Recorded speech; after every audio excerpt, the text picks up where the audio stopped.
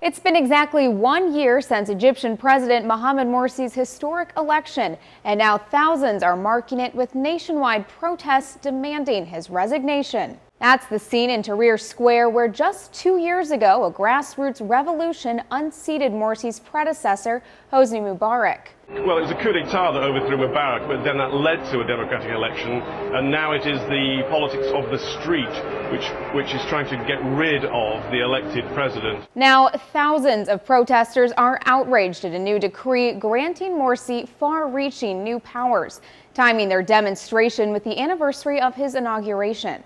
They've accused Morsi and his Muslim Brotherhood of pushing an Islamist agenda and have blamed the freely elected president for rising food prices, energy shortages, and high unemployment. An opposition leader told Foreign Policy magazine Morsi's leadership skills are at fault.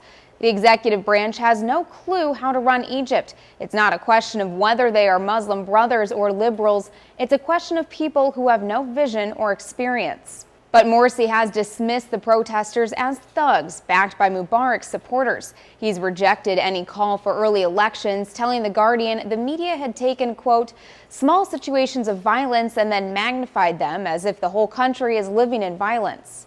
But as the New York Times points out, the debate includes little discussion over specific Morsi policies, with a political scientist at the American University in Cairo explaining, the agenda is not about healthcare reform or how to build an Egyptian Harvard or Yale.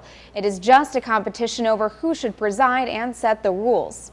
Activists say more than 22 million people, nearly half the voting population, have signed a petition calling for the president's ouster. More than 20 anti-Morsi members of Egypt's parliament stepped down. At least 7 have reportedly died in the clashes, which began Friday, including a 21-year-old American student. For Newsy, I'm Elizabeth Hagedorn.